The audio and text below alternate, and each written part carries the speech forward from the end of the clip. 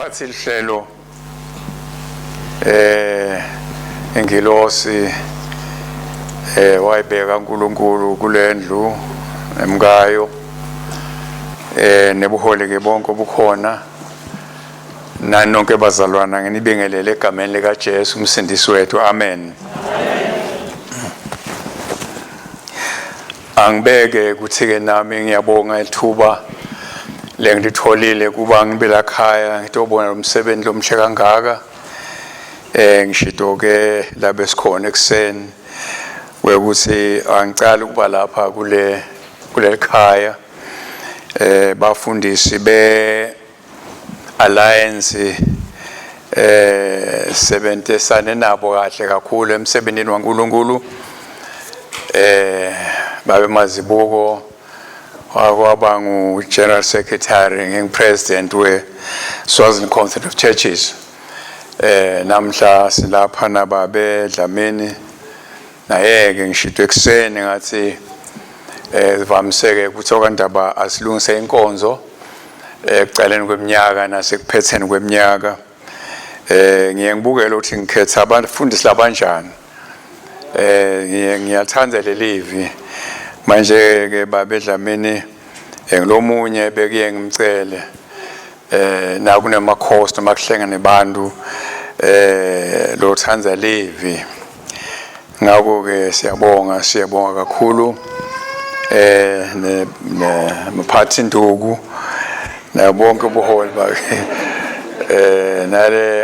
nale poem sitholile siyabonga bazalwane lapha nje nami kunikhuthaza nje ukuthi hayi qhubekani bazalwane kukhuluma into letinhle umuntu asekhona akavami ukuthi bothi ningakhuluma ngoba nemdwalisa nibokhuluma nasafile kanti lokhu kuyamkhuthaza umuntu sibona nje ukuthi ke uNkulunkulu anikele inkonzo bazalwane ukukhuthaza umholi wenu ngishadile ke nami Nkosi yami simatasa lebandleni ngishadile ke umkami usele lapha ekhaya kubatasa ngenwethi itsite ngiyabonga ukuthi lapha namhlanje nginababe Dlamini la nguNes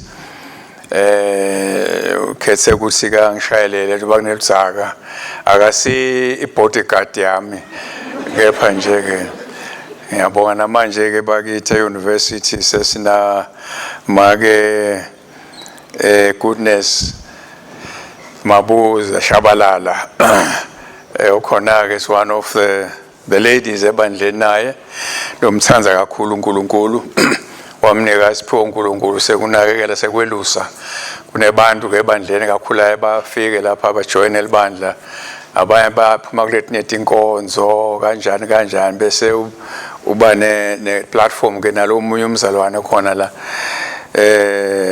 kungabutwa khona amaqonga lebandla kuqhathwe nange-constitution kanjalo ukhona ke la uma ke naye akasume nimbone ula university lapha Alex sakhona siyabonga bazalwane ngokuphangisa ngicela siphenye emabhayibheli ethu encwadini Genesis chapter 27 verse 7 okay lapha kuthi ke ngizawukhuluma ngesi very kodwa nje ukuthi bring me some game and prepare me some tasty food to eat so I may give you my blessings in the presence of the Lord before I die. Bonga babe umsebenzi wonke lowenteka kuleli bandla sibonga inceku yakho babe namake lo abahlanganisa ukuthi Nkosi bende lo msebenzi sibonga buhole bomsekelawo nelibandla lonke siyabonga babe nalivi lakho labhalwa nguwe Nkosi longali interpret econdweni tebantu sicela ke Nkosi wente njalo sisahlangene udunyiswe uJesu umsindisi wethu amen. Bazalwane mhlawumbe ngifisa ukubopha nje le theme enginikwe yona le. I must say I had it ngibe nesikhatshanyana lesi ukuthi ngingena ngayiphi intunja le noma kumnyango le theme man kuningi okukhona ongakhuluma ngako ngakhuluma ngefamily partiality in the family make mhlamba kuvuna abantwana bakhe nababagijima phela ngenye into leyo ungakhuluma nangokuthi empeleni uNkulunkulu wezibusiso sikhulume ngazini ibuso kaNkulunkulu kodwa nje la ngikhethile moya kaNkulunkulu wangithinta ukuthi ke ngikhulume nje ngibeke izithombe sithi ngama metaphors umbekisa ukuthi ubekisa ngalokho kule ndaba ke kukhulunywa nzoba sengishilo ngathi kukhulunywa lapha ngabantu abangu4 kukhulunywa nga Isaac mngakhe nguRebecca bezala lababili Esau na Jacob sithi ke kule metaphor yami engibekayo lo Isaac umele pastor ngoba Isaac ngale uphethe ibusiso azozinika umsa wakhe kepha lo msa wakhe uyamnika ala phambi kwakhe naNkulunkulu akhona ngoba akekho umuntu ongabusisa ngaphandle kwaNkulunkulu manje na ke sibeka lokho ke bazalwane lapha sithi ke laba abathathu ke Rebecca umka Isaac na Jacob na Esau ngathi ke libandla ke leyo bazalwane ke lapha siyayazi le ndaba kakhulu empela mhlambe ngeke sichithe isikhathi sikhulume ngayo kabanzi ngokuba into indaba esiyaziyo kodwa ke lapha le approaching ithethe ukuthi ngizama ukubamba lo moya okhona namhlanje wokubonga noma uNkulunkulu ngaye asibonge yena sibonga uNkulunkulu ngaye siyasenza iphutha ke lapha umuntu ma perform asemshayela izandla kanti empeleni sikushayela uNkulunkulu onikela umdlesiphiwo ingakho abanye sebaba proud of themselves ngoba cabanga sithi ngibo kanti ayikhona uNkulunkulu osebenzayo kulomuntu ngakho ke siyabonga bazalwane thothe isikhathi ezinje ukuthi inceke yaNkulunkulu ne acknowledge futhi nekhuthaze ake sibuke ke la ibandla njengasho njalo laba sontayo ukuthi yini uNkulunkulu umthwalo abanikwe wona uNkulunkulu na sibekeke lapha lokuthi uNkulunkulu uyajabula uma abazalwane bahle njaba attenda inkonzo noma ke indawo yokuhlangana la kubizwa khona igama lakhe why because lapha khona uNkulunkulu khona kunezibusiso that's why ke Isaac ufuna abusise indodana yakhe Esau kanti uNkulunkulu wabusisa Jacob manje na ke lezibusiso zakwehla akhona Jacob noNkulunkulu akhona ngaphandle kwaloko ke you miss out the blessings sithi ke kubalulekile ukuthi umzalwane angabi nomkhuba wokulova kufika umzala sebawuthoza inkuna engesonto kukhona ke namhla kulesonto kuleli ngakule kusonto kulela ya akuyingozi lokho ngoba akushaywana la esontweni kwesinye isikhathi awusababuza bokuphi leviki eliphelile washo ngoba kuyingozi namhlanje umuntu uyambuza uthi bokuphi uthi hawo ngikoke wangibalekisa mina esontweni lokuqala ngoba sengathi animal farm la uyosonke angifuni kona lokho ngibuza uthi ngifuna ngibe independent khululeke kuyakhululeka because manje ke kuyingozi bazalwana ngoba umongcwele ngiyohlala lapha eminyango uyathika uthi sibani bani khona afuna ukufundisa I learned so many things mina afakaza umuntu ngifunda okuningi la bantwana basho something and the Holy Spirit will talk to me In most cases esontweni kuye kufike nje one time ukuthi abantu abaphakama izandla abafuna uJesu. Ngokuba uma ngishumayela ngiyazi kunabantu abangamamukelanga uJesu la, so they know what's happening and then they go and make decision. Many times ngizwe ukuthi hey bawukhuluma lapha emgcwabeni, hey kuhlangene amakhola bawukhuluma lapha uNkulunkulu watholana nami. The Holy Spirit akusi me.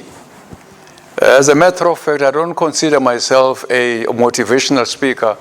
I consider myself a stammerer like Moses. But God used those stammering things, manner, to bless many people.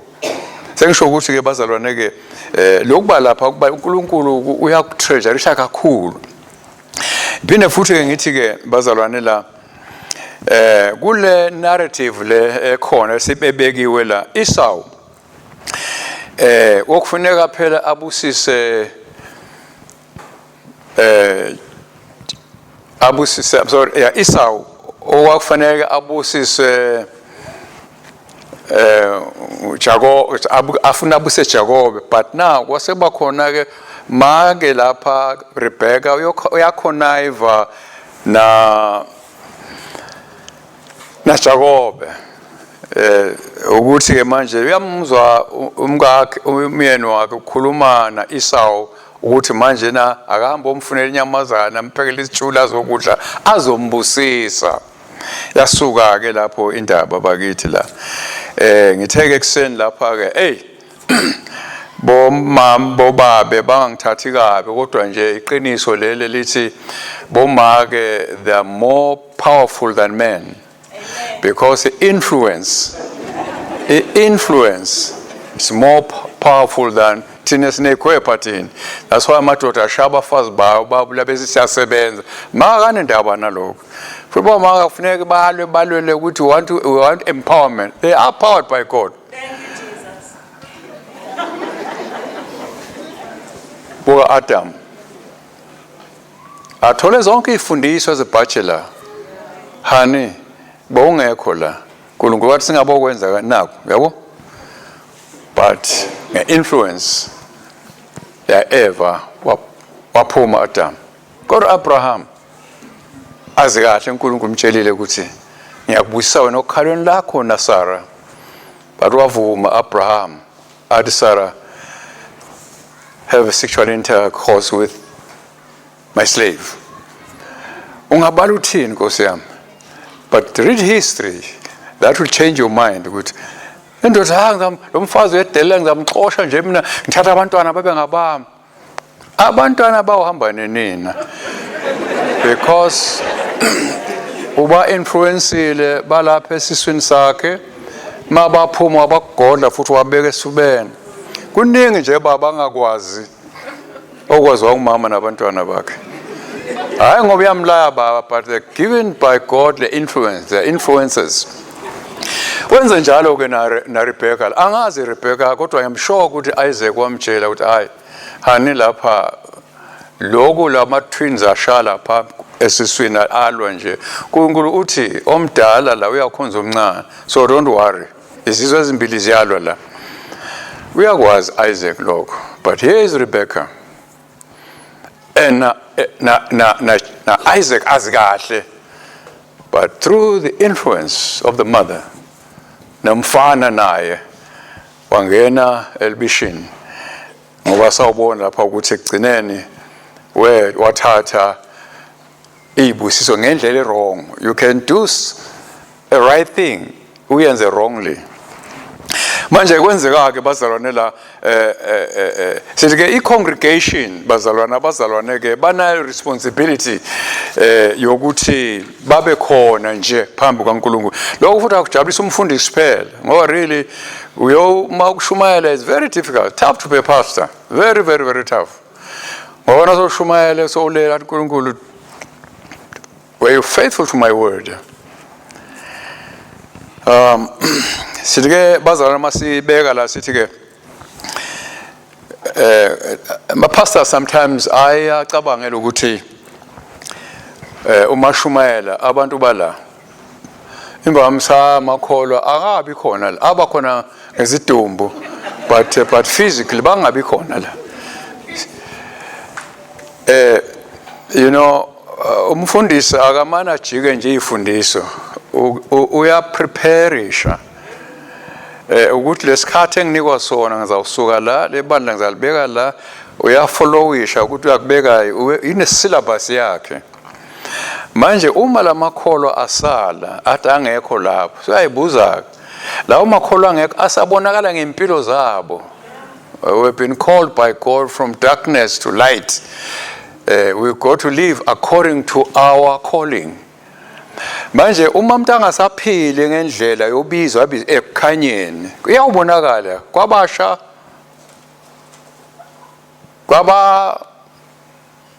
shadile khona impilo yawubonakala impela ngikhathala noma ngaminye ibuni kodwa iyawuvela impilo kulabantu lona they don't go according to their calling. Manje ke sithi ke bazakana ke lokhu ke kuyingozi enkulu kabi. Lapha ke sesibeka ke bazana ukuthi ke namhla ke kunjalo. Kunabazalwane la ubona ukuthi noma bayangena emasontweni kodwa nje uthola ukuthi empeleni akuhambe ngendlela ofanele bangene ngayo bakhona bona. Now ngesikhathi Esau afika kasabuya nalo nyamazane yakhe uyise naye with great under duress uyamblessa Jacob njengoba siyazi indaba bakithi umblessa nje ke Jacob kodwa uNkulunkulu akaguquki simangaliso ngoSankulunkulu bakithi.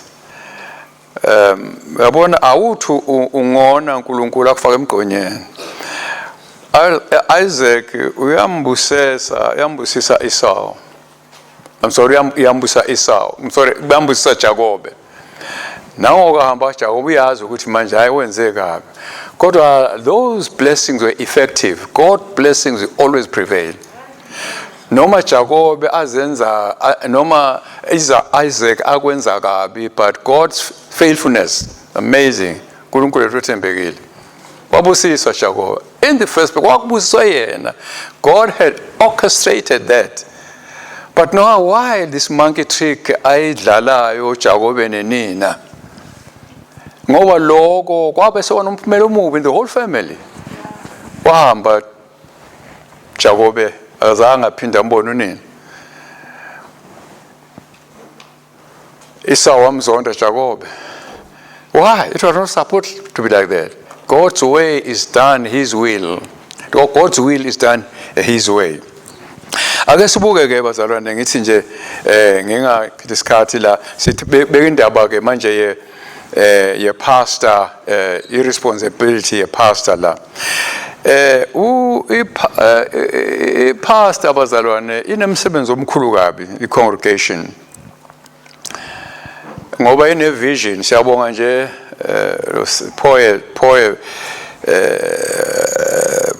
poem lebekiwe la leadership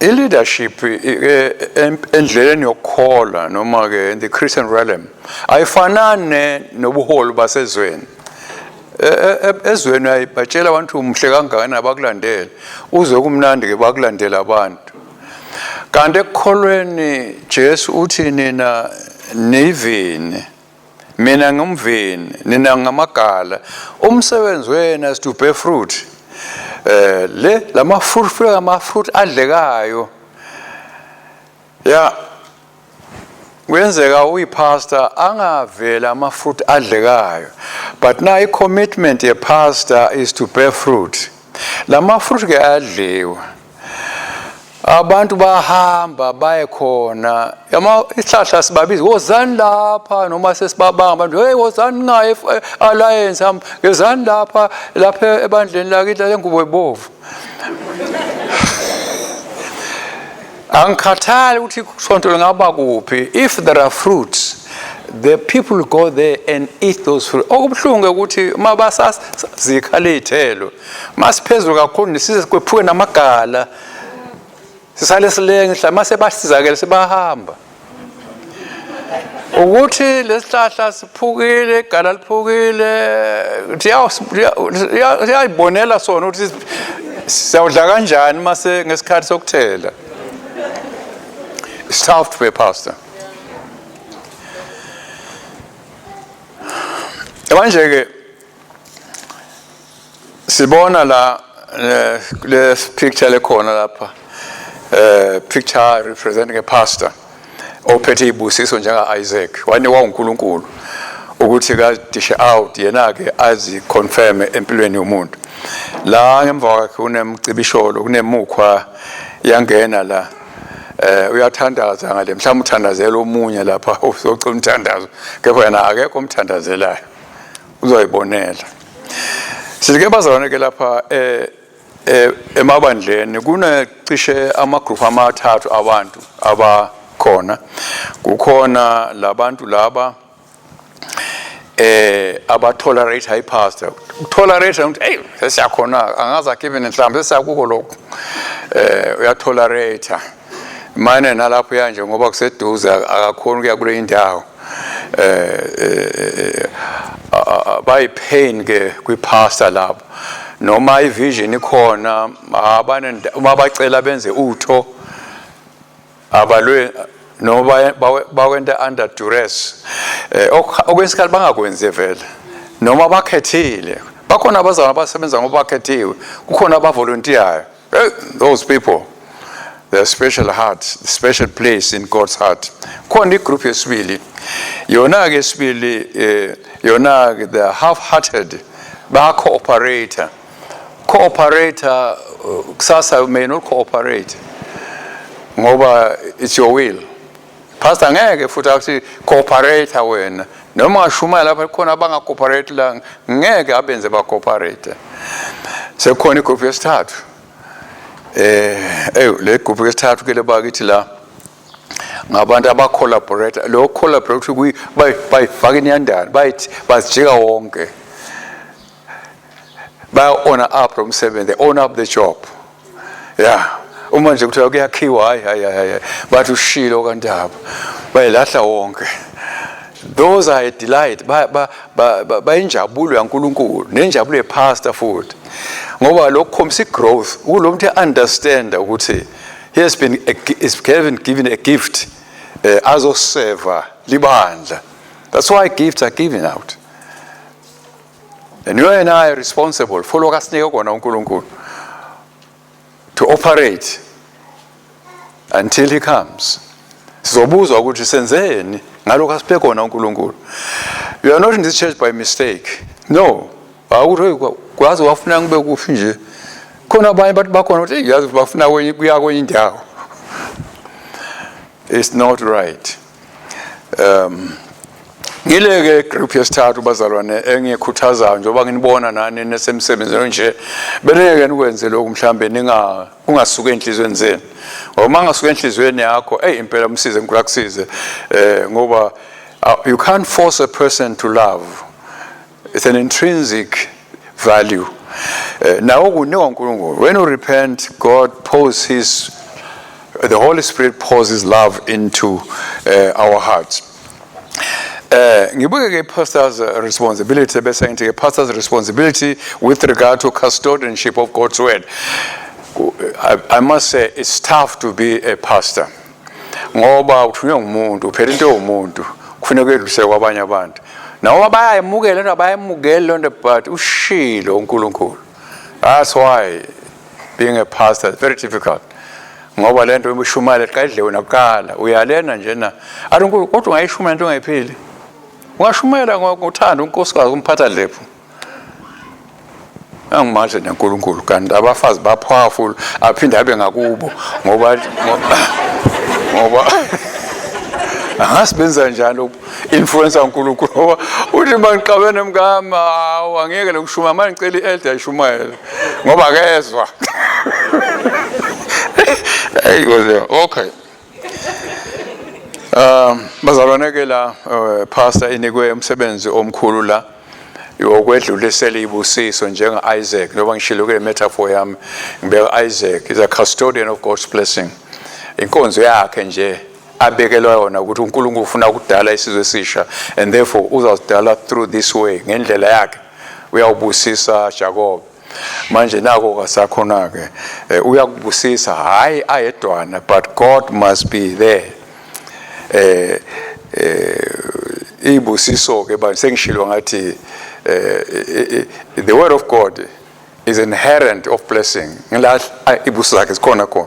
Awubusiswa nje ukuthi awubuswa awunibusiswa bazalwane uNkulunkulu kakanenze nithi njalo cha akakubusisi uNkulunkulu ngoba kusho umuntu. Noma mgibelisa imoto uthi akubusise babe. Akangibusisi uNkulunkulu. Ukubusisa uNkulunkulu mawenza izwi lakhe. That's why Paul athi sandla esimukelayo esiphayo. Yeah.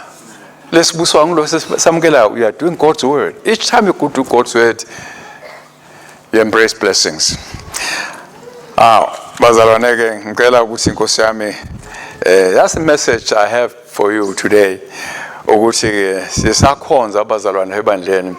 Let's spur each other asivuselelane, sikhuthazane, sijakiselane uthandweni. Not only for the pastor, also for each other. Ngoba iuniform lapha thina in fact le bandla leli linye ne bandla levangeli lisuka emsindawonye. Iuniform yethu uthando. Asifaki nje nathi asifaki ukukholo ukuthi umfundisi kolo kodwa siyabonakala ngothando. Uma nithandana abantu bayabona. Kudlaba ngabantwana bami bayabona nje nalapha embi wakhe ukuthi amaKristu ngumaphi. Uthando liyabonakala lapha nithandana. Phinde futhi nithande ngishizithaze hey, that's a tall order. Umuntu akuzonde. And then you are instructed. You are not advised. You have my instructions. You got to take them. But the advice, you may turn it down. Manje it's ngithi ke bazalwane ke closing la Nkosi yami. Qhubekani niwenze umsebenzi wothando phakathi kwenu.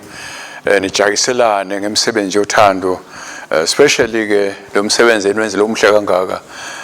Bazalwane woku appreciate leadership akulula sibongene ke namake sengishilo ke bakithi umuntu wesifazane influence ngisho nami ebandleni umandla umkami asihambe kulonyaka ngaya 4 Sundays after kabhunye lutho ufuna ngihambe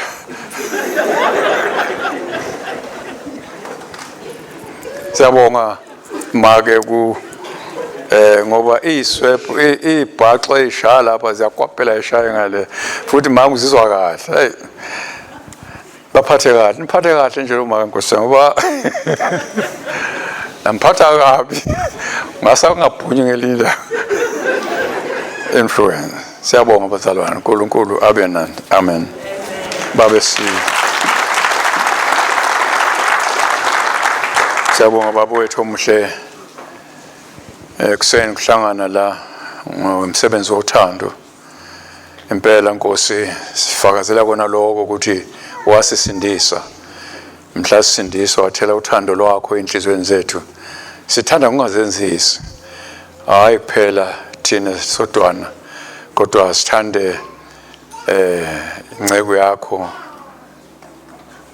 nemsizi wayo bese Nkosi sithanda wena ngoba sikwazi ukuthanda wena singathandana uNkulunkulu wami andithando ke lucaye ngoba awumforce umuntu athande kusuka ngaphakathi nali bandla Nkosi siqhubeka ulubusise siyazi ulubusisile namanje Nkosi liphathise phetha kuloko ngoba emva kwaloko kunezithelo ezawuvuza zokubusiswa nguwe qhubeka lebandla uliphumelelise emsebenzini wonke nevision Nkosi abayisekele yenqeke yakho ephumelele siyakholwa Nkosi yakwenza lokho nalabo ungena apha abangakasindiswa Nkosi ubathinte ungakabuyi bese siyabona Nkosi ukuthi hayi sesikhatheni sokugcina icilongo lingakhala noma nini size Nkosi bambelele ekholweni egameni likaJesu umsindisi wethu siyacela amen.